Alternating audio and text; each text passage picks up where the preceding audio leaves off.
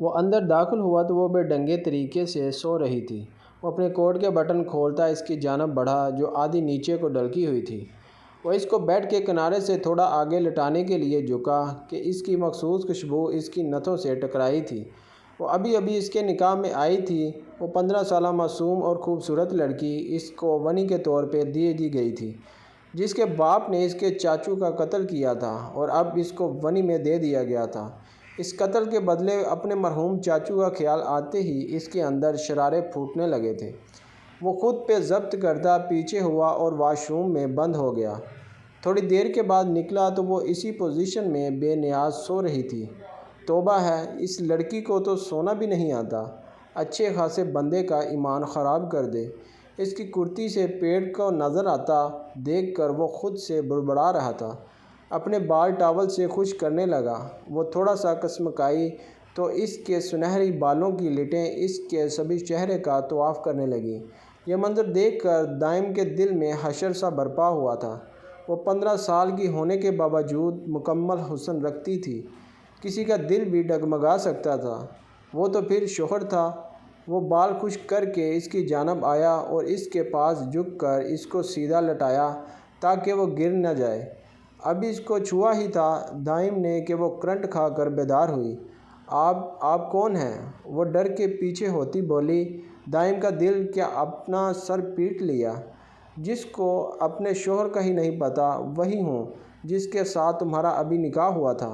تمہارا شوہر؟ وہ چبا چبا کر بولا۔ وہ آپ ہیں؟ وہ حیرت سے اپنے سے 15 سال بڑے اس خوبصورت سے شخص کو دیکھتے ہوئے بولی۔ جی میں ہوں۔ وہ کہتا ہوا اٹھ کھڑا ہوا اور بیڈ کی دوسری سائیڈ پہ آ گیا۔ میں ونی ہو کر آئی ہوں، پھر آپ مجھ پہ ظلم کریں گے، زبردستی اپنا حق لیں گے مجھ سے۔ وہ اچانک درد بھری آواز میں بولتی اس کو چونکا گئی تھی۔ یہ سب کس نے کہا تم سے؟ وہ آبرو اچکا کر پوچھنے لگا۔ بھلا وہ اس 15 سالہ لڑکی سے اپنا حق کیسے لے سکتا تھا جس کو شادی کا مطلب بھی ابھی ٹھیک سے معلوم نہ تھا؟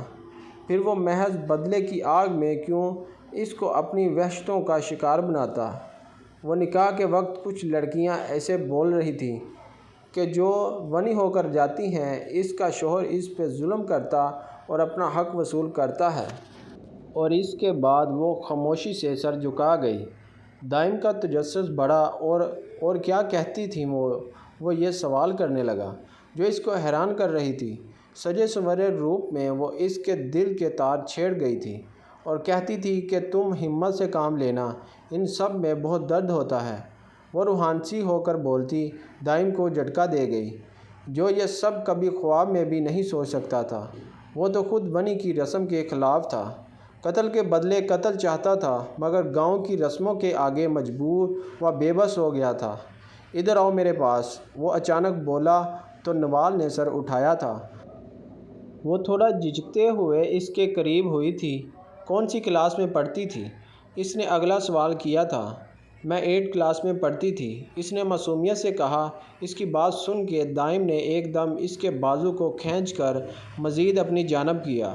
نوال کا دل اچھل کر حلق میں آ گیا۔ میرے قریب ہو کر بیٹھو تاکہ تمہیں مجھ سے ڈر نہ لگے اور مجھے سمجھنے میں مدد ہو۔ اس کے لہجے میں نرمی تھی۔ نوال کا دل بڑی مشکل سے سنبھلا تھا، ورنہ وہ تو سمجھی تھی کہ شاید وہ اپنا حق لینے لگا تھا۔ آپ مجھ پہ ظلم نہیں کریں گے نہ ہی اپنا حق لیں گے؟ وہ معصومیت سے بولتی دائم کو سیدھا اپنے دل میں اترتی محسوس ہوئی تھی۔ اس نے آگے بڑھ کر اس کا سر اپنے سینے سے لگا لیا۔ نوال کا ننھا سا دل بڑی زور سے دھڑکا تھا۔ نہیں، میں اپنی چھوٹی سی بیوی پہ کوئی ظلم و زبردستی نہیں کروں گا، وہ محبت سے بولتا اس کو حیران کر گیا۔ سچ میں؟ وہ اس کے سینے سے منہ نکالتے پھر سے یقین دہانی کرنے لگی۔ دائم کا دل بے اختیار ہوا تھا۔ ہاں سچ میں، کہتے ساتھ اس نے نوال کی روشن پیشانی پہ اپنے لب رکھ دیے۔ وہ جی جان سے لرزی تھی۔ مجھ سے ڈرنے کی ضرورت نہیں ہے، میں دوسروں جیسا نہیں ہوں نوال۔ وہ اس کا چہرہ تھام کر اس کو ریلیکس کرنے لگا جو ہولے ہولے کانپ رہی تھی۔ دائم کی بات پہ اس کا جسم کانپنا بند ہوا تھا۔ چلو اب سو جاؤ، مجھے بھی نیند آ رہی ہے، وہ اس کو اپنے حصار سے آزاد کرتا ہوا بولا تو وہ اپنی جگہ پہ پرسکون ہو کر آنکھیں موند گئی۔ نوال یہ کپڑے کیوں نہیں چینج کیے؟ چبھ نہیں رہے کیا؟ وہ اس کے عروسی جوڑے کی جانب دیکھ کر بولا تو نوال نے آنکھیں کھولی۔ چبھ رہے ہیں، لیکن میرے پاس کوئی سوٹ ہی نہیں، کیا کروں پھر؟ وہ منہ بنا کر بولی تھی۔ وہ الماری کی جانب بڑھا اور اس میں سے اپنی ایک ٹراؤزر شرٹ نکال کر اس کو تھما دی۔ آج کی رات گزارا کر لو، کل تمہارے سارے کپڑے آ جائیں گے۔ وہ اس بات میں سر ہلاتی واش روم کی جانب بڑھ گئی۔ اب آگے پھر وہ امتحان میں پھنس گئی تھی۔ بال کرتی کی زپ میں اٹک کر رہ گئے تھے جو نکل نہیں رہے تھے۔ وہ بار بار کوشش کر کے تھک چکی تھی۔ اس کو زیادہ وقت لگتا دیکھ کر دائم بھی پریشان ہو گیا۔ نوال ٹھیک ہو نا؟ اتنا ٹائم کیوں لگ رہا ہے؟ اس نے آواز دی تو وہ بے بسی سے لب کاٹتی دروازے تک آئی۔ یہ زپ کھول دیں، بال اس میں اٹک گئے ہیں۔ وہ اپنی بیگ اس کی جانب کرتی اس کے جذبوں میں ایندھن لگا گئی تھی۔ شفاف کمر پہ بلیک سٹرپ اس کے حسن میں مزید اضافہ کر رہی تھی۔ دائم نے بامشکل ہاتھ بڑھا کر اس کے بالوں کا زپ سے آزاد کیا تو زپ کھل کر نیچے کو آ گئی۔ نوال نے بامشکل اپنی کام والی کرتی کو مٹھیوں میں دبوچ کر رکھا تھا، ورنہ وہ ڈلک جاتی۔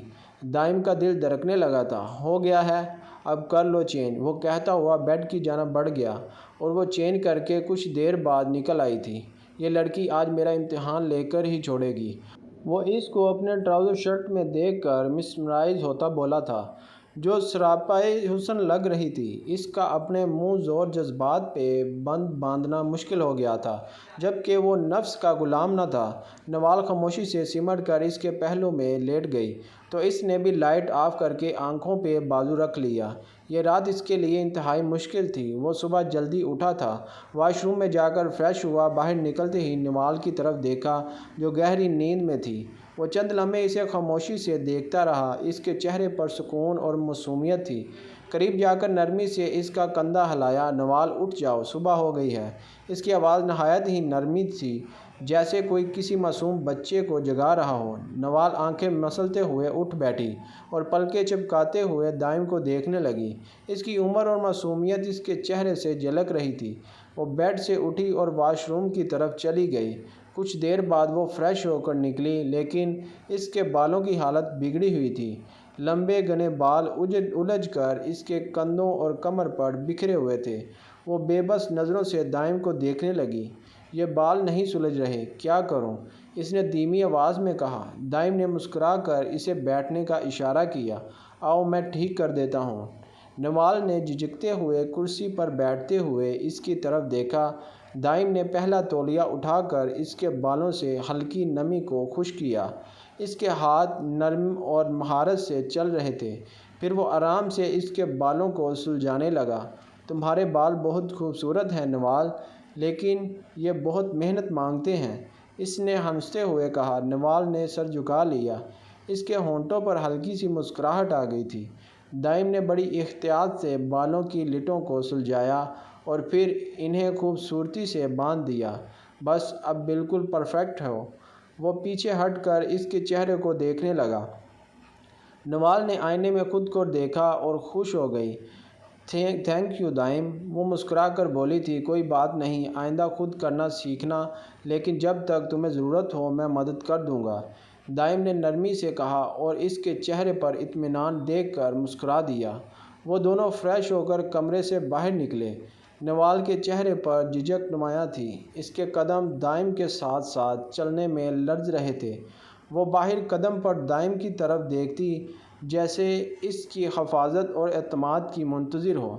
دائم نے اس کی طرف ایک ہلکی سی مسکراہٹ سے دیکھا، جو اس کے خوف کو کچھ حد تک کم کر گئی۔ نیچے ڈائننگ ٹیبل پر سب موجود تھے۔ جیسے ہی وہ دونوں اندر داخل ہوئے، بی جان کی نظریں نوال پر جا ٹھہریں۔ ان کی پیشانی پر بل پڑ گئے۔ یہ کیا تماشا ہے دائم؟ اس لڑکی کو کھانے کی میز پر کیوں لے کر آئے ہو؟ دائم نے نوال کا ہاتھ مضبوطی سے تھام لیا اور اپنی جگہ پر اطمینان سے کھڑا ہو گیا۔ بی جان، یہ اب سے میری بیوی ہے اور جہاں میں ہوں یہ بھی وہیں ہوگی۔ یہ میرے برابر بھی بیٹھے گی۔ بی جان کا چہرہ غصے سے سرخ ہو گیا۔ مت بھولو دائم کہ یہ لڑکی تمہارے چاچا کے قاتل کی بیٹی ہے۔ پورے ڈائننگ ہال میں خاموشی چھا گئی۔ سب کی نظریں دائم اور بی جان پر جم گئی تھیں۔ نوال کے چہرے کا رنگ فک ہو گیا اور اس کے ہاتھ لرزنے لگے۔ وہ نظریں جھکائے کھڑی تھی۔ دائم نے ایک گہری سانس لی اور بی جان کی جانب دیکھا۔ یہ قاتل کی بیٹی ہے بی جان، مگر یہ خود قاتل نہیں ہے۔ اس کے باپ کے گناہوں کا حساب اس سے نہیں لیا جائے گا۔ دائم کی آواز میں ایسا اعتماد اور سختی تھی کہ حال میں موجود ہر شخص حیرت زدہ رہ گیا، جیسے کسی نے ان پر سکتہ طاری کر دیا ہو۔ سب کی آنکھیں دائم پر جم گئی۔ بی جان کی آنکھوں میں بے یقینی تھی، جیسے انہیں یقین نہ آ رہا ہو کہ دائم ان کی بات کا اسی طرح جواب دے سکتا ہے۔ پاس کھڑی نوال خوف زدہ ہو گئی تھی۔ تم پریشان مت ہو نوال، میں تمہارے ساتھ ہوں۔ لیکن بحث کا ماحول اس قدر بوجھل ہو چکا تھا کہ نوال کا کھڑے رہنا محال ہو گیا۔ وہ کانپتے دل کے ساتھ کھڑے رہنے کی کوشش کر رہی تھی، لیکن ہر طرف سے نظریں اسے چھلنی کر رہی تھیں۔ آؤ اوپر چلتے ہیں، وہ اس کی حالت دیکھ کر بولا تھا۔ بی جان نے غصے سے کچھ بولنے کی کوشش کی، لیکن دائم نے ان کی طرف دیکھے بغیر نوال کو آرام سے اپنے ساتھ لے گیا۔ وہ خاموش تھی، مگر اس کی آنکھوں میں آنسو تھے۔ دائم نے اسے کمرے میں لا کر بیڈ پر بٹھایا۔ اب یہ سب باتیں سننے کی ضرورت نہیں، تم صرف میری بات سنو گی، باقی سب کو میں دیکھ لوں گا۔ نوال نے پہلی بار اس کی آنکھوں میں اعتماد کے ساتھ دیکھا اور دھیرے سے سر ہلا دیا۔ دائم نے مسکراتے ہوئے اس کے آنسو صاف کیے۔ چلو میں تمہارے لیے ناشتہ منگواتا ہوں، پھر دونوں ناشتہ کرتے ہیں، وہ کہہ کر اٹھ گیا۔ وہ نوال کو ناشتہ کروا کر آفس کے لیے نکل چکا تھا اور وہ اپنے کمرے میں اکیلی تھی۔ صبح کے تلخ واقعات کے بعد اس کا دل بے حد بوجھل تھا، مگر دائم کے تسلی بخش الفاظ نے اسے کچھ سکون دیا تھا۔ وہ تھکن کے باعث دوبارہ بستر پر لیٹ گئی اور نیند کی آغوش میں چلی گئی۔ کچھ دیر ہوئی تھی کہ دروازے پر دھیمی سی دستک نے اسے جگا دیا۔ اس نے آنکھیں ملتے ہوئے دروازہ کھولا تو سامنے ایک ملازمہ کھڑی تھی۔ بی بی جان نے آپ کو نیچے بلایا ہے۔ اس کا دل ایک دم سے دھڑکنے لگا۔ وہ سن کھڑی ملازمہ کو دیکھنے لگی، جیسے یہ جاننے کی کوشش کر رہی ہو کہ اسے نیچے کیوں بلایا جا رہا ہے۔ اس کے دل میں وسوسے اٹھنے لگے تھے۔ وہ دھیرے دھیرے نیچے آئی، قدم بھاری ہو رہے تھے اور دل دھڑک رہا تھا۔ جیسے ہی وہ لاؤنج میں پہنچی، بی جان کی تیز نظریں اس پر گڑ گئیں۔ یاد رکھو، دائم کی نرمی سے یہ مت سمجھنا کہ ہم تمہیں اپنا لیں گے۔ اگر تم چاہتی ہو کہ یہاں تمہیں برداشت کیا جائے تو سارے کام تمہیں کرنے ہوں گے، اور اگر تم نے انکار کیا تو مجھ سے بڑا کوئی نہیں ہوگا۔ سمجھ آئی؟ نوال نے بمشکل اپنی ہمت جمع کی اور سر جھکا کر ہلکے سے سر ہلا دیا۔ اس کی آنکھوں میں خوف تھا اور دل بے بسی سے بھرا ہوا تھا۔ بی جان نے اشارہ کیا، اچھا اب جا کر ملازمہ کے ساتھ حویلی کے سارے کپڑے دھو۔ اس کو ایک اور دھچکا لگا۔ اسے تو ان کاموں کا بالکل تجربہ نہیں تھا، مگر وہ کچھ بولنے کی ہمت نہیں کر سکی اور سر جھکا کر بی جان کے حکم پر چل پڑی۔ ملازمہ اسے واشنگ ایریا میں لے گئی، جہاں کپڑوں کا ڈھیر پڑا ہوا تھا۔ کپڑے دیکھ کر نوال کی آنکھیں پھٹی کی پھٹی رہ گئیں۔ یہ سب دھونا ہے؟ بی بی جی، کسی کی مدد نہیں لینا، ورنہ بی جان برا پیش آئیں گی، اور یہ کہہ کر باہر چلی گئی۔ نوال نے بے بسی سے کپڑوں کو دیکھا۔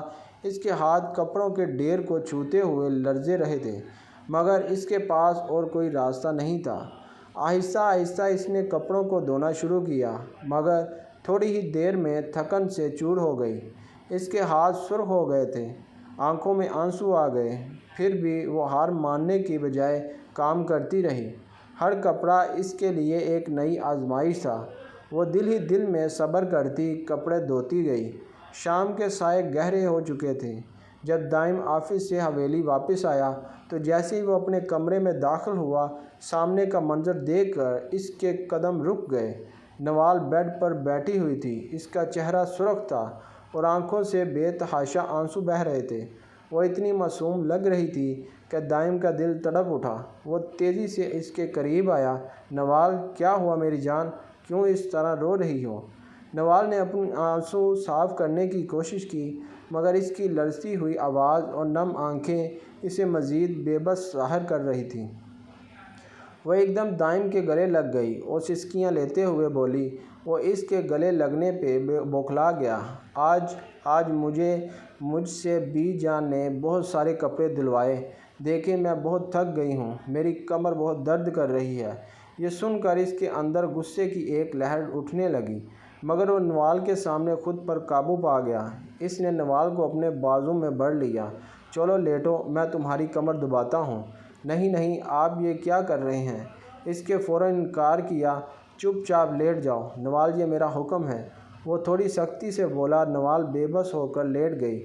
دائم نے ہلکے ہاتھوں سے اس کی کمر دبانا شروع کی۔ اس کے ہاتھ اتنے نرمی سے حرکت کر رہے تھے۔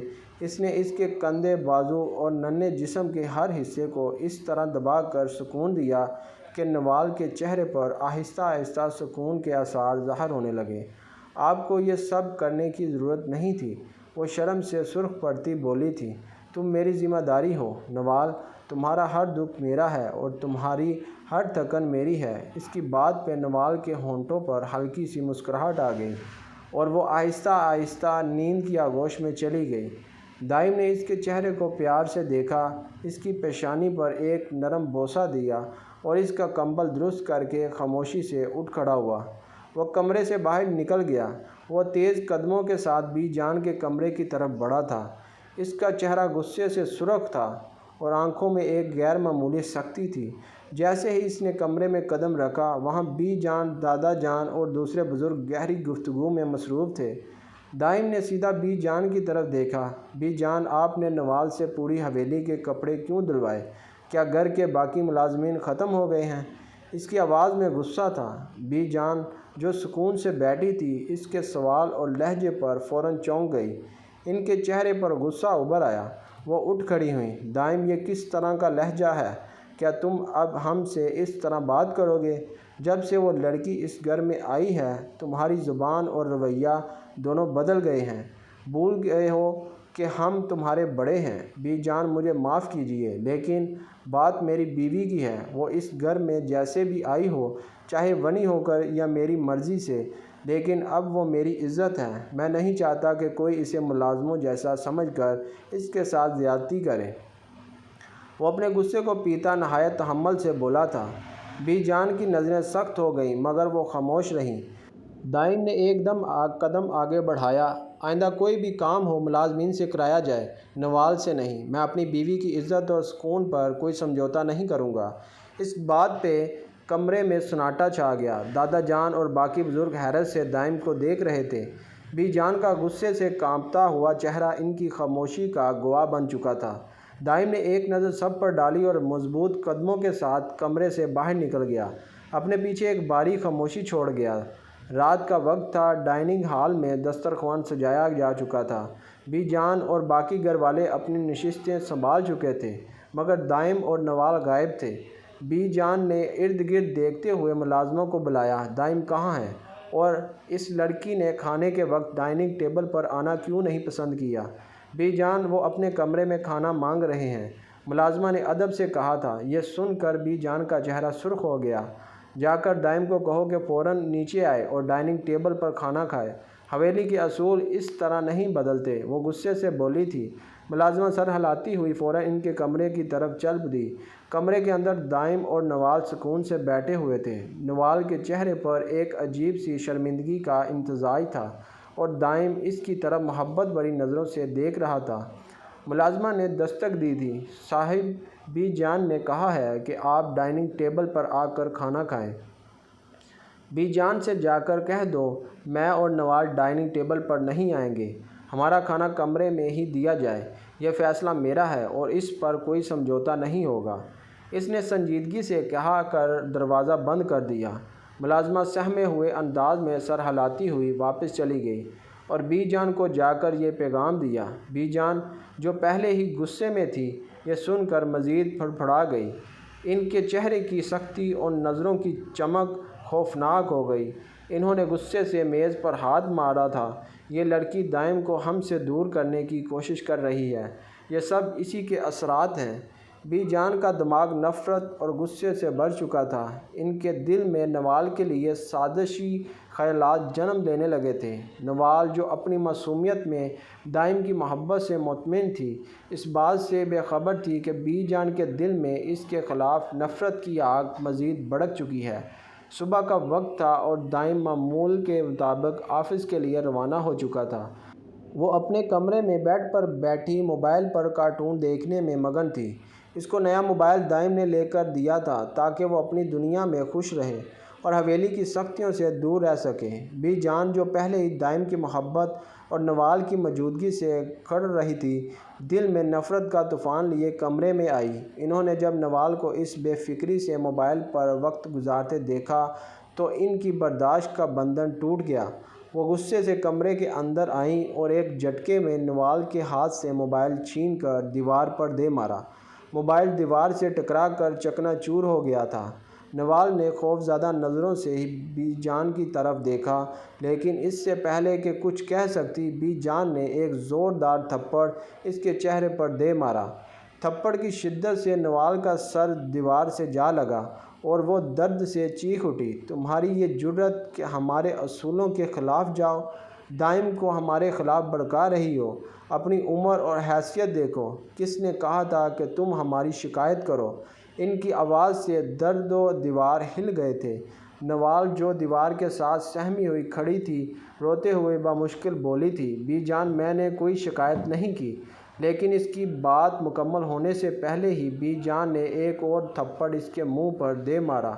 بی جان نے ملازمہ کو آواز دی، اسے نیچے لے کر جاؤ۔ ملازمہ فوری طور پر کمرے میں داخل ہوئیں اور نوال، جو خوف اور بے بسی کے عالم میں تھی، اس کو گھسیٹتے ہوئے نیچے لے جانے لگے۔ وہ زور زور سے چیخنے لگی تھی، مجھے چھوڑ دو پلیز، لیکن اس کی آواز کسی نے نہ سنی۔ نیچے حویلی کے بڑے کمرے میں سب بزرگ اور حویلی کے دیگر افراد موجود تھے۔ سب نے ملازمہ کو نوال کو گھسیٹتے ہوئے آتے دیکھا تھا۔ بی جان نے پھر سے نوال کے منہ پر تھپڑ مارنا شروع کر دیا۔ ہر تھپڑ کے ساتھ ان کے غصے کا اظہار مزید شدید ہوتا گیا۔ نوال کی چیخیں اور سسکیاں حویلی میں گونجنے لگی تھیں۔ ایک اور زوردار تھپڑ کے بعد اس کا ہونٹ پھٹ گیا تھا اور اس میں سے خون رسنے لگا۔ میر شاہ نے آگے بڑھ کر بی جان کو روکنا چاہا، مگر دادا جان نے اس کو بازو سے تھام کر روک لیا اور پھر بی جان نے اتنی قوت سے اس کو تھپڑ مارا جس سے وہ لڑکھڑا کر زمین پر گر پڑی۔ اس کا نازک جسم مزید تاب نہ لا سکا اور وہ بے ہوش ہو گئی۔ عین اسی وقت دائم حویلی میں داخل ہوا۔ وہ اپنی کوئل فائل لینے آیا تھا، مگر نوال کو زمین پر بے ہوش اور اس کے ہونٹوں سے رسنے والے خون کو دیکھ کر اس کے اندر کا طوفان شدت اختیار کر گیا۔ وہ بھاگتے ہوئے نوال کے پاس آیا، اسے باہوں میں اٹھایا۔ یہ سب کیا ہو رہا ہے؟ کس نے کیا کیا؟ وہ چیخا تھا، مگر کسی نے کوئی جواب نہ دیا۔ وہ ایک لمحہ بھی ضائع کیے بغیر نوال کو اٹھا کر حویلی سے باہر نکلا اور فوراً گاڑی میں ڈال کر ہسپتال کی طرف روانہ ہو گیا۔ نوال کی بے ہوشی اور چہرے پر لگے زخم اس کی روح کو چیر کر رکھ گئے تھے۔ اس کے دل میں صرف ایک سوال گونج رہا تھا، آخر کیوں اس معصوم کے ساتھ ایسا؟ اس نے گاڑی کی رفتار بڑھا دی تھی۔ نوال اس کی گود میں بے ہوش پڑی تھی، اس کے ہونٹ سے خون بہہ رہا تھا اور چہرے پر تھپڑوں کے نشان صاف دیکھے جا سکتے تھے۔ اس کی سانسیں معمولی سی تھیں، لیکن اس کی بے ہوشی دائم کے دل کو زخمی کیے جا رہی تھی۔ ہسپتال پہنچتے ہی وہ اسے فوراً ایمرجنسی میں لے گیا۔ ڈاکٹرز نے اس کو اسٹریچر پر لٹایا اور اس کا فوری معائنہ شروع کر دیا۔ وہ بے چینی سے باہر ٹہل رہا تھا، اس کا دل بے قابو ہو کر دھڑک رہا تھا۔ تھوڑی دیر بعد ڈاکٹر باہر آیا تھا، آپ کی پیشنٹ کو کافی شدید تشدد کا سامنا کرنا پڑا ہے، جس کی وجہ سے یہ بے ہوش ہو گئی تھی۔ ہم نے انہیں ڈرپ لگا دی ہے۔ خوش قسمتی سے ان کی حالت خطرے سے باہر ہے۔ لیکن ڈاکٹر کے الفاظ رک گئے، جیسے وہ مزید کچھ کہنا نہیں چاہتے تھے۔ لیکن کیا ڈاکٹر صاحب؟ صاف صاف بتائیں، دائم نے بے قراری سے پوچھا تھا۔ دیکھیں، ان پر جسمانی تشدد کیا گیا ہے اور یہ کسی بھی حالت میں درست نہیں ہے۔ ایک معصوم کم عمر بچی پر اس طرح کا ظلم ناقابل قبول ہے۔ آپ کو ان کا خاص خیال رکھنا چاہیے تھا۔ یہ سنتے ہی دائم کی روح جیسے لرز گئی۔ اس کے دل پر ایک بوجھ سا آن پڑا تھا۔ وہ خود کو اس بات پر ملامت کرنے لگا کہ اس نے نوال کو حویلی میں چھوڑا ہی کیوں۔ اس کی معصومیت، اس کا نازک وجود اور اس کے خلاف حویلی والوں کی شفافیت، یہ سب سوچ کر دائم کا دل پھٹنے لگا۔ نوال کو وارڈ میں منتقل کر دیا گیا تھا۔ وہ اس کے پاس بیٹھ گیا، اس کا ہاتھ تھامے اپنی آنکھوں سے بہنے والے آنسو روکنے کی ناکام کوشش کرنے لگا۔ وہ اس کے چہرے پر پڑے زخموں کو دیکھ رہا تھا جو اس کی بے بسی اور درد کے گواہ تھے۔ اس نے دل ہی دل میں ایک فیصلہ کر لیا تھا کہ وہ نوال کو اب کبھی حویلی واپس نہیں لے کر جائے گا۔ وہ اس معصوم کو ان بے بسوں کے درمیان مزید نہیں چھوڑ سکتا۔ میں اس کا محافظ ہوں، اس کا ساتھی اور اس کی خوشیوں کا ذمہ دار بھی۔ میں کیسے اس سے لاپرواہی برت سکتا ہوں؟ وہ خود سے بولا تھا۔ اس کا دل یہ سب سوچ کر اور زیادہ دھڑکنے لگا تھا، لیکن وقت نے اسے یہ بتا دیا تھا کہ وہ اس کی زندگی کا سب سے اہم حصہ بن چکی ہے۔ وہ اپنی محبت کو مزید کسی کے ظلم کا شکار نہیں ہونے دے گا۔ دائم نے اس کے چہرے پر محبت سے ہاتھ رکھا۔ میری جان، اب تمہیں کسی چیز کا خوف نہیں ہوگا۔ میں ہوں تمہارے ساتھ ہمیشہ۔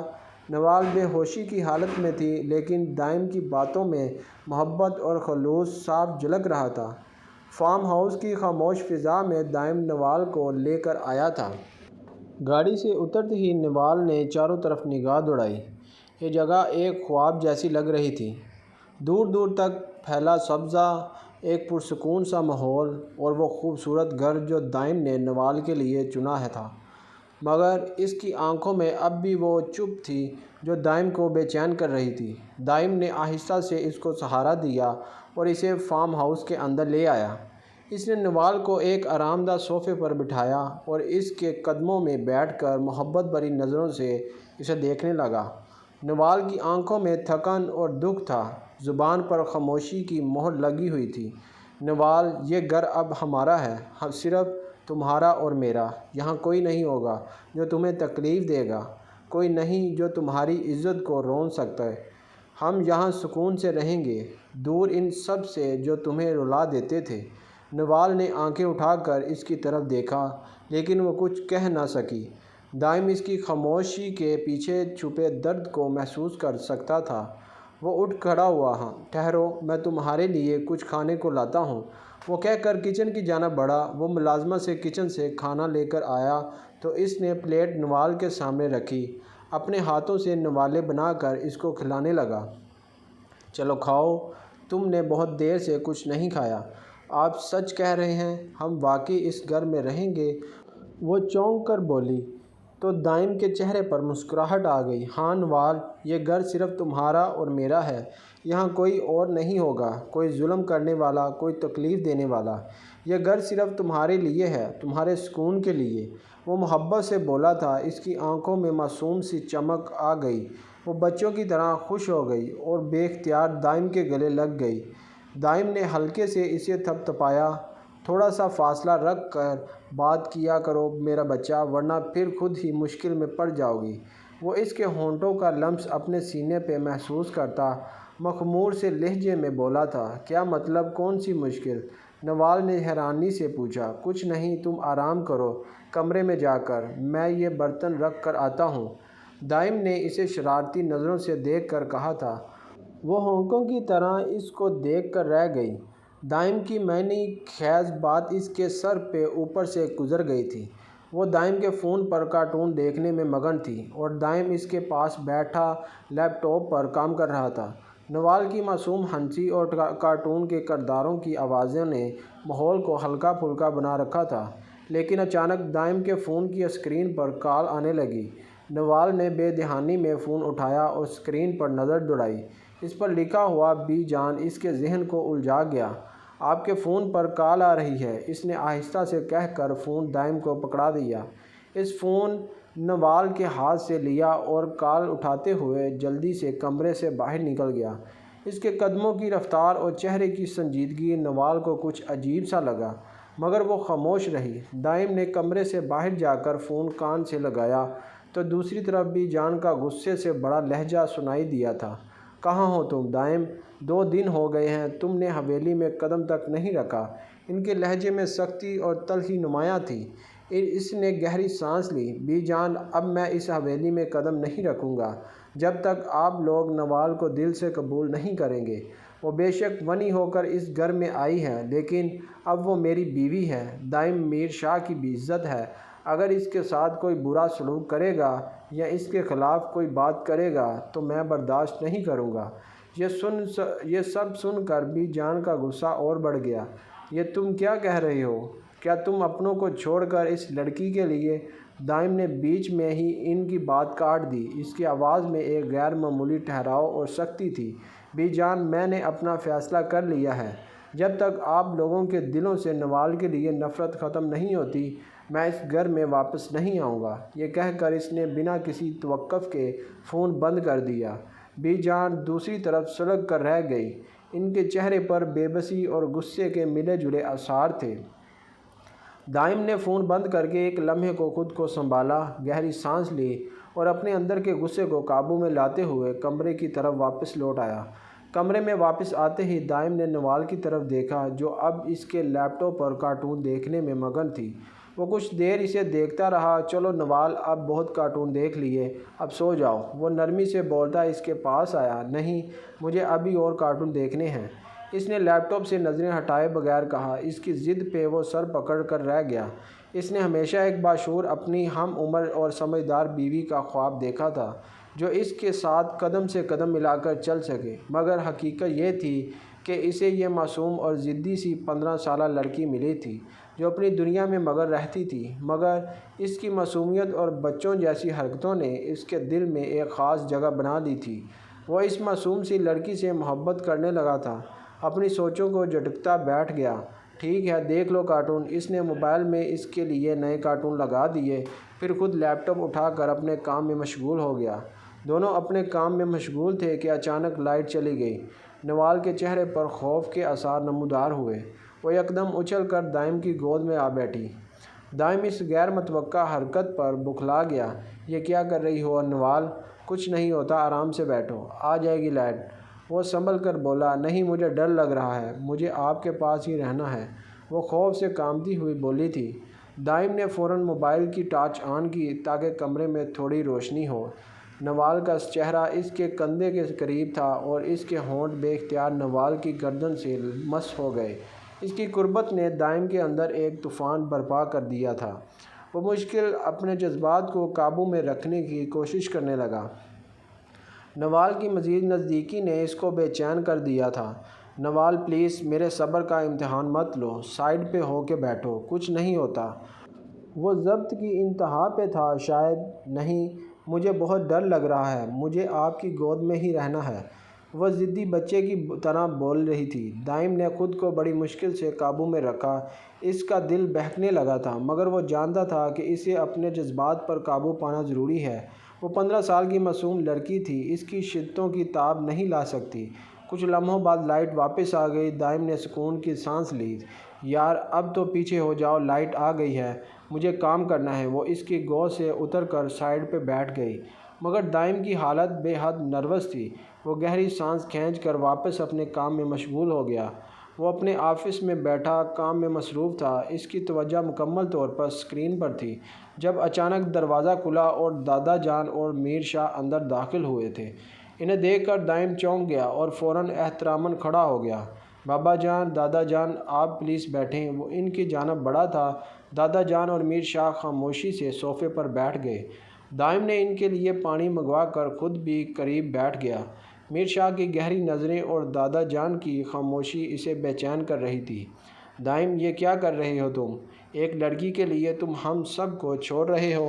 میر شاہ نے بات کا آغاز کیا تھا۔ بابا جان، وہ لڑکی صرف لڑکی نہیں، وہ میری بیوی ہے، میری عزت ہے، وہ مضبوط لہجے میں بولا تھا۔ مت کہو کہ وہ تمہاری بیوی ہے، وہ ونی کے طور پر آئی ہے۔ اس کے باپ نے تمہارے چاچا کو قتل کیا ہے، یہ بھول گئے ہو کیا؟ دادا جان نے اپنا عصا زمین پر رکھ کر سخت آواز میں کہا تھا۔ دائم کا چہرہ ایک پل کے لیے سپاٹ ہوا۔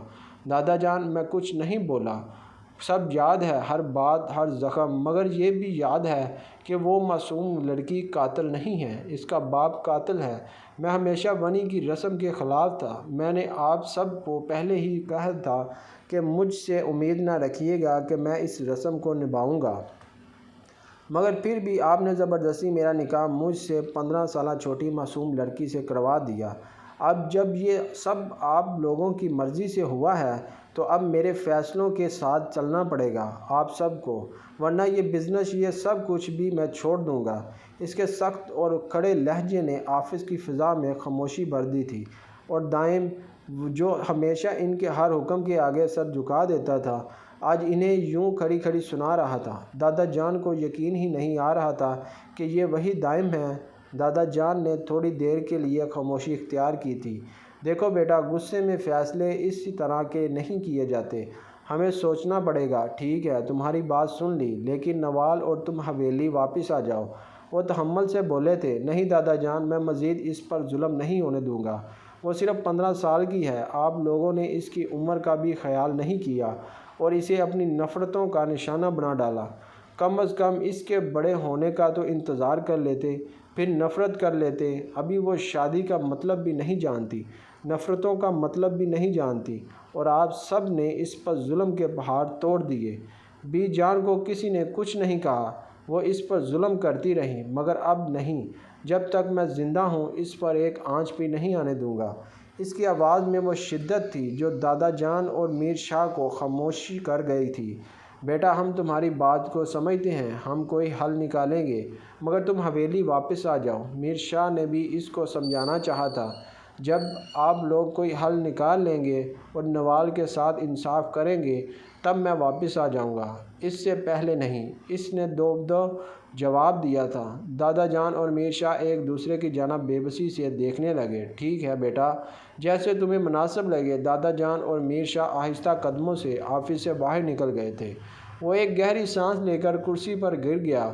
اس کے دل میں دکھ اور غصہ دونوں موزون تھا، مگر اس نے فیصلہ کر لیا تھا کہ اب وہ اس معصوم کے حق کے لیے ہر حد سے گزر جائے گا۔ وہ آفس سے تھکا ہارا واپس آیا اور جب دروازہ کھول کر اپنے کمرے میں داخل ہوا تو اس کی نظر نوال پر پڑی جو نیلے رنگ کی ساڑی پہنے ہوئے تھی۔ وہ اپنی سادگی اور معصومیت میں ساڑی میں بے حد خوبصورت لگ رہی تھی۔ وہ ایک لمحے کے لیے چپ چاپ کھڑا رہ گیا، جیسے اس کی آنکھوں کے سامنے کوئی حسین خواب آ گیا ہو۔ وہ قدم قدم چلتے ہوئے اس کے قریب پہنچا اور بے اختیار اس سے پوچھ بیٹھا، یہ ساڑی تمہاری پاس کہاں سے آئی؟ میں نے تو نہیں لے کر دی تمہیں، ملازمہ سکینہ آنٹی کی بیٹی ہے نا، وہ لے کر آئی تھی تو میں نے کہا میں بھی پہن کر دیکھتی ہوں، مجھے بہت پسند آئی۔ اس کے لہجے میں معصومیت تھی۔ وہ سر پکڑ کر رہ گیا، پھر اچانک نوال کی ساڑی جو ٹھیک سے بندھی نہیں تھی کھل کر زمین پر گر گئی۔ نوال کے تمام نشیب فراز دائم کے سامنے واضح ہو گئے۔ اس کا نازک نیم برہنہ وجود دائم کے سامنے قیامت خیز منظر پیش کر رہا تھا۔ وہ اس کو گہری نگاہوں سے دیکھ کر رہ گیا۔ وہ فوراً شرمندہ ہو کر ساڑی کو اٹھانے لگی۔ مجھے ساڑی ٹھیک سے پہننے نہیں آتی، پلیز میری مدد کر دینا دائم، وہ بیچارگی سے بولی تھی۔ میں کیسے مدد کروں، مجھے نہیں آتی میرا بچہ، وہ اس کو بچوں کی طرح بچکارنے لگا۔ تو پھر آپ فون سے دیکھ کر پہنا دیں، مجھے نہیں پہننی آ رہی۔ دائم اس کی ضد کے آگے ہار کر آگے بڑھا۔ ٹھیک ہے رکو، وہ اپنا فون نکال کر ساڑی باندھنے کا طریقہ دیکھنے لگا۔ دائم کے دل میں ایک جذباتی طوفان مچ رہا تھا۔ نوال کی قربت میں اس کا دل تیز تیز دھڑک رہا تھا۔ اس کا دل چاہ رہا تھا کہ وہ اسے ننھے وجود کو اپنی باہوں میں بھر لے، مگر جانتا تھا کہ وہ ابھی بہت چھوٹی ہے، وہ اس کی شدتوں کو نہیں سہہ گئے گی۔ اس نے اپنے جذبات پر قابو پایا اور ساڑی کی درست طریقے سے اس کو پہنا دیا۔ وہ قیامت سی لگ رہی تھی۔ نیلے رنگ کی ساڑی میں وہ ایک مکمل حسین خواب کی طرح نظر آ رہی تھی۔ وہ اس کو دیکھتے رہ گیا۔ آخر اتنا روپ وہ کہاں سے لاتی تھی؟ بتائیں کیسی لگ رہی ہوں؟ وہ پلوں کو لہرا کر بچوں کی طرح خوش ہوتے ہوئے پوچھنے لگی۔ بہت حسین لگ رہی ہو، وہ بے اختیار بولتا اس کو سینے سے لگا کر اس کے ماتھے پہ بوسہ دے گیا۔ وہ جو اب بے حد خوش نظر آ رہی تھی آگے بڑھ کر دائم کی طرف اس کو گلے لگا کر اس کے ماتھے پہ بوسہ دے گئی۔ وہ ہکا بکا رہ گیا۔ اس کی جسارت پہ اس کو اچانک ایک شرارت سوجی تھی۔ اس نے آگے بڑھ کر نوال کے لبوں پہ اپنے لب رکھ کر اس کو زور سے سک کیا تو وہ سسکاری بڑھ کر رہ گئی۔ چلو اب ایسے بھی کرو، وہ مسکراہٹ دبا کر بولا۔ نہیں، ایسے درد ہوا ہے مجھے، وہ معصومیت سے منہ بنا کر اپنے ہونٹوں کو سہلاتے ہوئے بولی تھی۔ وہ مسکرا کر اس کو خود میں پھینچ گیا۔ وہ جانتا تھا کہ اس وقت اس کی معصومیت اور اس کا بچپن ہی اس کا سب سے بڑا جمال تھا۔ بی جان کے کمرے کا ماحول خاصا سرد اور دباؤ سے بھرا ہوا تھا۔ دادا جان، میر شاہ اور حویلی کے باقی بزرگ اپنی جگہ پر سر جھکائے خاموشی سے بیٹھے تھے۔ بی جان کے چہرے پر الجھن، غصے اور بے بسی کا امتزاج تھا۔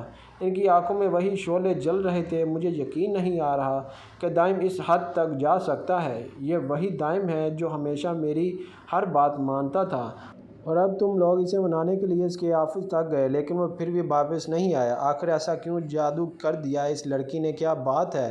اس نے اس حد تک بدل دیا اسے۔ بی جان، جو بھی ہے ہمیں اب حقیقت کو تسلیم کرنا ہوگا۔ اس نے واضح الفاظ میں کہہ دیا کہ جب تک ہم نوال کے ساتھ اپنا رویہ درست نہیں کرتے وہ اس گھر میں قدم نہیں رکھے گا۔ ہمیں اس کی بات ماننی پڑے گی ورنہ یہ مسئلہ اور بڑھ جائے گا۔ میر شاہ نے تفصیل سے انہیں آگاہ کیا۔ بی جان نے اپنے چہرے پر الجھن کا تاثر مزید گہرا کر لیا۔ ان کی پیشانی کی شکلیں واضح ہو گئیں۔ انہوں نے ایک گہری اور طویل سانس لی۔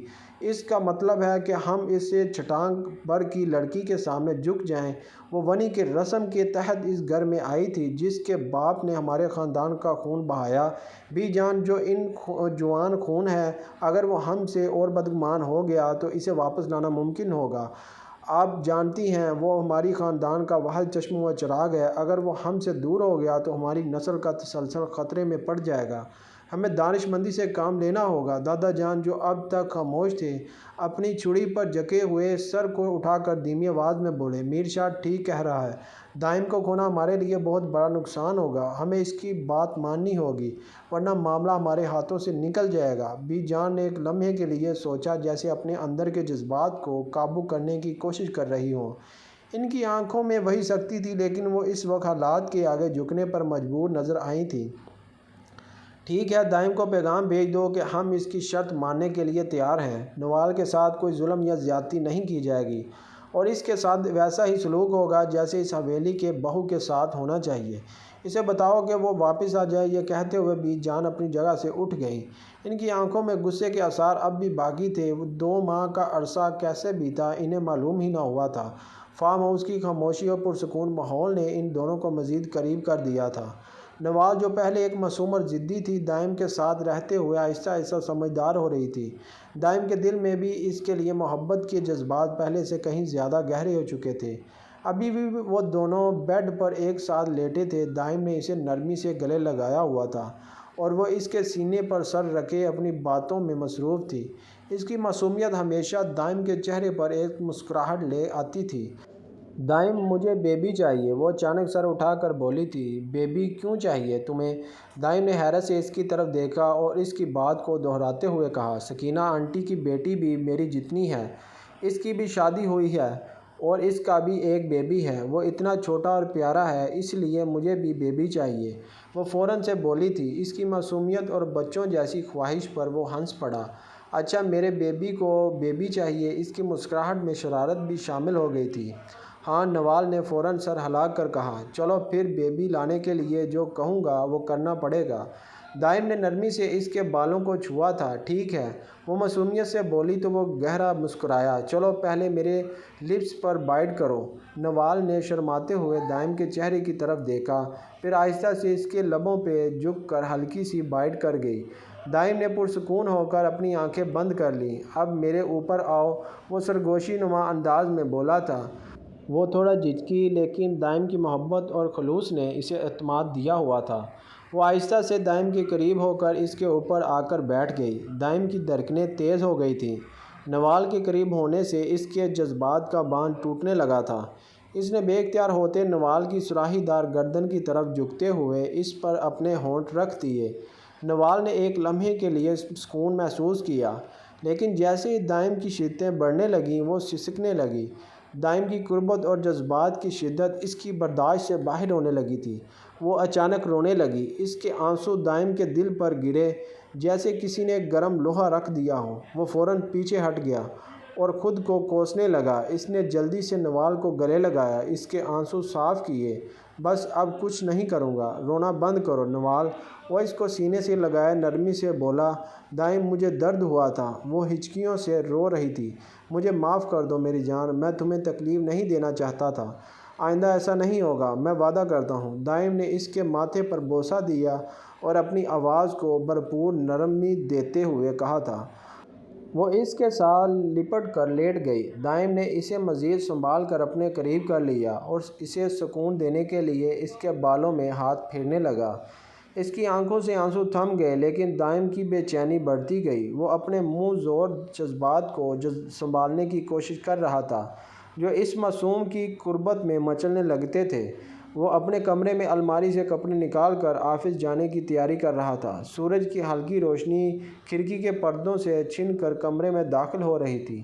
نوال بھی قریب ہی بیڈ پر بیٹھی ہوئی تھی۔ اس کی نظریں دائم پر جمی ہوئی تھیں جو بلیک شرٹ پہنتے ہوئے خاصا مصروف اور ہینڈسم لگ رہا تھا۔ اچانک اس کے فون کی گھنٹی بجی۔ اس نے فون اٹھایا۔ اسکرین پر بابا جان کا نام دیکھ کر رک گیا۔ جی بابا جان، خیریت؟ اس نے فون کان کو لگا لیا۔ دوسری طرف سے میر شاہ کی گہری اور پرسکون آواز سنائی دی تھی، دائم بیٹا، ہم سب نے فیصلہ کر لیا ہے، تمہیں اور نوال کو اب کسی قسم کی زبردستی یا زیادتی کا سامنا نہیں کرنا پڑے گا۔ بی جان نے نوال کو اپنی بہو کے طور پر تسلیم کر لیا ہے۔ ہم سب اسے اپنا چکے ہیں، تم دونوں اب واپس آ جاؤ۔ ان کی بات سن کر دائم کے ہاتھ لمحہ بھر کر رک گئے۔ یہ سب اچانک کیسے ہوا؟ بی جان مان گئیں۔ وہ حیران ہوا تھا۔ ہاں بیٹا، یہ سب تمہاری ضد اور نوال کے لیے تمہاری محبت کو دیکھ کر ہوا ہے۔ ہمیں احساس ہو گیا ہے کہ نوال ہماری بہو ہے اور اسے ویسا ہی مقام ملنا چاہیے۔ اب کوئی مسئلہ نہیں ہوگا۔ دائم نے گہری سانس لی اور کچھ لمحے کے لیے خاموش رہا۔ ٹھیک ہے بابا جان، میں کچھ دنوں میں نوال کے ساتھ حویلی واپس آتا ہوں۔ کچھ دیر کے بعد وہ بولا تھا، یہی بہتر ہے بیٹا، ہم تمہارا انتظار کریں گے۔ فون بند کرتے ہوئے دائم نے کچھ سوچتے ہوئے ایک نظر نوال پر ڈالی جو خاموشی سے اسے دیکھ رہی تھی۔ بابا جان کا فون تھا، وہ چاہتے ہیں کہ ہم حویلی واپس چلیں۔ سب نے تمہیں اپنا لیا ہے؟ سچ میں؟ مجھے قبول کر لیا ہے سب نے؟ اس نے حیرت اور خوشی کے ملے جلے تاثرات کے ساتھ پوچھا تھا۔ ہاں، سب نے تمہیں قبول کر لیا ہے نوال، اب تمہیں کوئی پریشان نہیں کرے گا، وہ مسکرا کر بولا تھا۔ نوال نے آہستہ سے سر ہلایا، اس کی آنکھوں میں خوشی کی جھلک آ گئی تھی۔ دائم نے نرمی سے اس کے قریب جا کر اس کے سینے سے لگا لیا۔ اب بس تمہیں تھوڑا انتظار کرنا پڑے گا، ہم جلدی واپس چلیں گے۔ اس نے خاموشی سے اس بات میں سر ہلا دیا اور وہ اپنے کام کی تیاری میں دوبارہ مصروف ہو گیا۔ اس کے چہرے پر اب سکون اور خوشی کے تاثرات نمایاں تھے۔ وہ بھی اپنوں سے ملنے کے لیے بے تاب تھا۔ دوپہر کا وقت تھا۔ حویلی کے دروازے پر گہما گہمی تھی۔ ملازمین ہاتھوں میں گلاب کے پھول لیے قطار میں کھڑے تھے اور حویلی کے بڑے دروازے کو رنگین پھولوں کی مالا سے سجایا گیا تھا۔ دروازے کے قریب دادا جان، بی جان اور میر شاہ اور چچی جان کھڑے تھے جن کے چہروں پر مسکراہٹیں نمایاں تھیں۔ سب کو معلوم تھا کہ آج 3 ماہ بعد دائم اور نوال واپس آ رہے ہیں اور یہ لمحہ ان کے لیے خوشیوں کا باعث تھا۔ جیسے ہی گاڑی دروازے پر آ کر رکی، دائم نے گاڑی کا دروازہ کھولا اور باہر نکلا۔ وہ سیاہ شلوار قمیض میں ہمیشہ کی طرح باوقار لگ رہا تھا۔ نوال بھی آہستہ سے باہر نکلی، آسمانی رنگ کے لباس میں بچوں جیسی معصومیت مسکراہٹ لیے۔ ملازمین نے ان دونوں پر گلاب کے پھول نچھاور کیے اور حویلی کا ماحول خوشبو سے معطر ہو گیا تھا۔ دادا جان نے آگے بڑھ کر دائم کو گلے لگایا۔ ان کی آنکھوں میں خوشی اور فخر کا ملا جلا تاثر تھا۔ بیٹا، تمہارے واپس آنے سے حویلی کی رونق لوٹ آئی ہے، دادا جان نے جذبات سے لبریز لہجے میں کہا تھا۔ آپ کی دعا ہے دادا جان، دائم نے نرمی سے دادا جان کے ہاتھ تھام لیے۔ اس کے بعد بے جان نے آگے بڑھ کر ان دونوں کو دعا اور پیار دیا۔ میر شاہ نے بھی مسکراتے ہوئے دائم کو گلے لگایا تھا۔ نوال کے چہرے پر خوشی اور حیرت کے ملے جلے تاثرات تھے۔ وہ بچوں کی طرح مسکراتے ہوئے سب کا استقبال دیکھ رہی تھی۔ اس کی آنکھوں میں خوشی کی چمک نمایاں تھی۔ حویلی کے اندر داخل ہوتے ہی ملازمین نے راستے میں پھول بچھا رکھے تھے اور ہر طرف محبت اور اپنائیت کا ماحول تھا۔ نوال دائم کے ساتھ ساتھ چلتے ہوئے کبھی حویلی کو دیکھتی اور کبھی لوگوں کی محبت بھری مسکراہٹوں کو۔ وہ دل ہی دل میں دعا کر رہی تھی کہ یہ خوشیاں ہمیشہ قائم رہیں۔ جلد ہی سب دسترخوان پر جمع ہو گئے۔ کھانے کی میز رنگ برنگے کھانوں سے سجی ہوئی تھی۔ سب نے ہنسی مذاق کے درمیان کھانا کھایا۔ نوال ہر کسی کے ساتھ پر اعتمادی سے بات کر رہی تھی اور دائم نے اسے دیکھ کر دل ہی دل میں خوش ہو رہا تھا کہ اس کا فیصلہ درست ثابت ہوا تھا۔ کھانا پرسکون ماحول میں کھایا گیا تھا۔ ان کو حویلی آئے کافی مہینے ہو گئے تھے۔ سب کا رویہ نوال کے ساتھ بدل گیا تھا۔ وہ تتلیوں کی طرح پوری حویلی میں اڑتی پھرتی تھی مگر کوئی روک ٹوک نہ تھی۔ بی جان بھی اپنا دل اس کی طرف سے صاف کر چکی تھی کیونکہ وہ اپنے ہونہار پوتے کو اس وجہ سے کھونا نہیں چاہتی تھی۔ وہ ابھی آفس سے حویلی لوٹا تھا کہ دادا جان نے اس کو بلا لیا۔ وہ خاموشی سے ان کے کمرے کے دروازے پر دستک دے کر اندر داخل ہوا۔ دادا جان اپنی آرام کرسی پر بیٹھے تھے اور ان کے چہرے پر ایک سنجیدہ کے سوال نرمی سے مسکراہٹ تھی۔ آؤ بیٹا بیٹھو، دادا جان نے محبت سے کہا۔ وہ ان کے قریب صوفے پر بیٹھ گیا اور احترام سے ان کی طرف دیکھنے لگا۔ جی دادا جان، آپ نے بلایا تھا۔ دائم تم جانتے ہو کہ یہ خاندان تمہارے دم سے قائم ہے۔ تم ہمارے اکلوتے وارث ہو اور ہم چاہتے ہیں کہ یہ وراثت تمہاری نسل تک جائے۔ تم ہمیں پوتے کی خوشی دو۔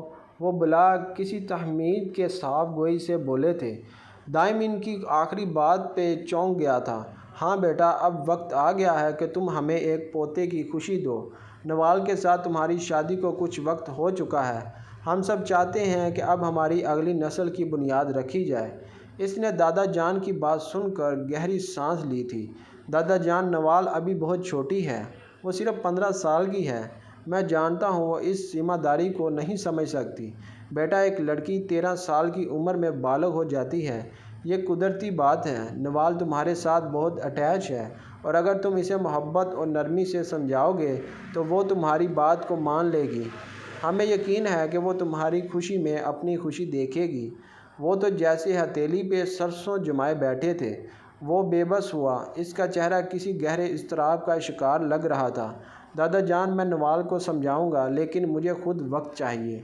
میں اس معاملے میں جلدی نہیں کرنا چاہتا۔ وہ میرے لیے کانچ کی گڑیا کی طرح ہے۔ میں نہیں چاہتا کہ کسی بھی وجہ سے اس کے دل یا جسم پر کوئی بوجھ آ جائے۔ وہ تحمل سے اپنے دل کی بات کہہ گیا تھا۔ بیٹا، ہمیں معلوم ہے کہ تم اسے کتنا چاہتے ہو لیکن ایک بات یاد رکھو، ہماری نسل کا تسلسل ضروری ہے۔ یہ حویلی، یہ زمین، یہ وراثت سب تمہاری ذمہ داری ہے اور اس ذمہ داری کا حق تب ادا ہوگا جب ہماری اگلی نسل کا وجود ہوگا۔ دادا جان نے نرم لہجے میں اسے سمجھایا تھا۔ وہ خاموشی سے ان کی بات سنتا رہا۔ وہ اندر ہی اندر ششش و پنچ میں مبتلا تھا۔ اسے یہ سمجھ نہیں آ رہا تھا کہ وہ اس معاملے کو کیسے سنبھالے۔ نوال کی معصومیت اور کم عمری اس کے دل میں بار بار آ رہی تھی اور وہ دادا جان کی خواہش کے آگے بے بس بھی محسوس کر رہا تھا۔ ٹھیک ہے دادا جان، اس نے بالآخر آہستہ سے کہا، میں آپ کی خواہش کو جلد پورا کرنے کی کوشش کروں گا۔ دادا جان نے مطمئن ہو کر اس کے کندھے پر ہاتھ رکھا۔ ہمیں تم پر بھروسہ ہے بیٹا، تم ہمارے خاندان کی امید ہو۔ دائم نے ہلکی مسکراہٹ کے ساتھ سر ہلایا لیکن اس کے دل میں ایک بوجھ سا محسوس ہو رہا تھا۔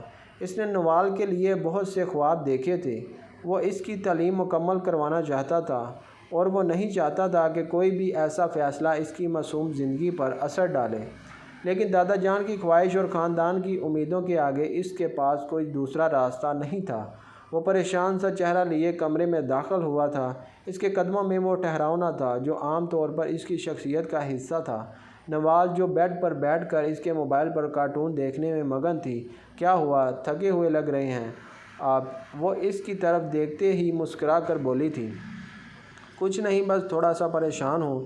اس نے نوال کی طرف دیکھا اور ہلکے سے سر ہلایا۔ پریشان کیوں ہیں؟ مجھے بتائیں نا، شاید میں کچھ کر سکوں۔ نوال نے موبائل ایک طرف رکھ دیا اور قریب آ کر اس کے ہاتھ تھام لیے۔ وہ مسکرا کر اس کے ننھے ہاتھوں کو دیکھنے لگا جس میں اس کے ہاتھ تھے۔ تمہیں یاد ہے تم نے کہا تھا کہ تمہیں بیبی چاہیے؟ اس کی بات پہ نوال کی آنکھوں میں خوشی کی چمک آ گئی۔ ہاں چاہیے نا، کب ملے گا مجھے بیبی؟ وہ اپنی ازلی معصومیت سے بولی۔ نوال تمہیں معلوم ہے کہ بیبی کیسے آتا ہے؟ دائم نے ایک طرف گہری سانس لی اور اس کی طرف سنجیدگی سے دیکھ کر کہا۔ نوال نے الجھن بھری نظروں سے اسے دیکھا اور نفی میں سر ہلا دیا۔ نہیں، مجھے تو نہیں پتہ، لیکن آپ تو سب کچھ جانتے ہیں نا، آپ ہی بیبی لے آئیں۔ دائم ہلکا سا مسکرایا، مگر اس مسکراہٹ میں ایک بے چینی سی چھپی ہوئی تھی۔ نوال، بیبی لڑکیاں پیدا کرتی ہیں، لے کر نہیں آتے کہیں سے۔ اس کی بات پہ نوال نے حیرت سے آنکھیں پھیلائی۔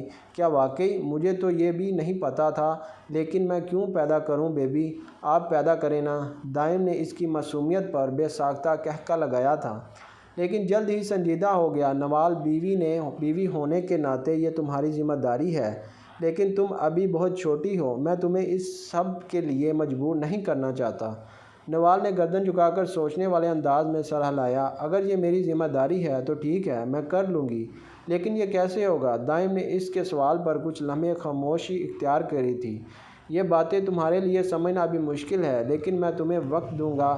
جب تم ان باتوں کو سمجھنے کے قابل ہو جاؤ گی، تب ہی ہم اس بارے میں سوچیں گے۔ وہ آہستہ سے اس کو سینے سے لگا کر بولا۔ نوال نے محبت سے اس کی طرف دیکھا اور مسکرا دی۔ ٹھیک ہے دائم، آپ جو کہیں گے میں وہی کروں گی، آپ میرے لیے سب کچھ ہیں۔ دائم نے مسکرا کر اس کے ماتھے پر نرمی سے بوسہ دیا اور خود سے وعدہ کیا کہ وہ اسے کبھی کسی دباؤ یا تکلیف میں مبتلا نہیں کرے گا۔ اس کی معصومیت اور اس کی بھروسہ مند مسکراہٹ نے دائم کے دل کو سکون بخشا تھا، مگر اندر ہی اندر وہ دادا جان کی خواہش کے بوجھ تلے دب رہا تھا۔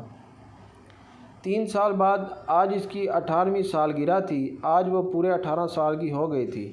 اس 3 سال کے عرصے میں دائم شاہ کی محبت نے اسے ایک حسین دوشیزہ بنا کر ابھارا تھا۔ وہ یاقوتی حسن کے مالک تھی جو اسے دیکھتا دیکھتا ہی رہ جاتا۔ وہ اس قدر حسین و جمیل تھی، مگر دائم شاہ اب تک ادھورا تھا۔ اس نے اس کے بڑے ہونے کا بڑی شدت سے انتظار کیا تھا اور اپنے منہ زور جذبوں کو 3 سال سے سلاتا آ رہا تھا۔ اس نے دادا جان اور بی جان کو بھی اپنے ساتھ 3 سال کے انتظار کی سولی سے لٹکایا ہوا تھا، جو اس سے پوتے کی خواہش مند تھے، مگر اس کے کہے کے مطابق نوال کے 18 سال کے ہونے کا انتظار کر رہے تھے۔ رات کے سالگرہ کی تقریب کے بعد وہ تھکی ہوئی وارڈروب سے ڈریس چینج کر کے ڈریسنگ ٹیبل کے آگے بیٹھی اپنے ہاتھوں پہ لوشن لگا رہی تھی۔ دائم ابھی تک کمرے میں نہیں آیا تھا، وہ دوستوں میں بیٹھا تھا۔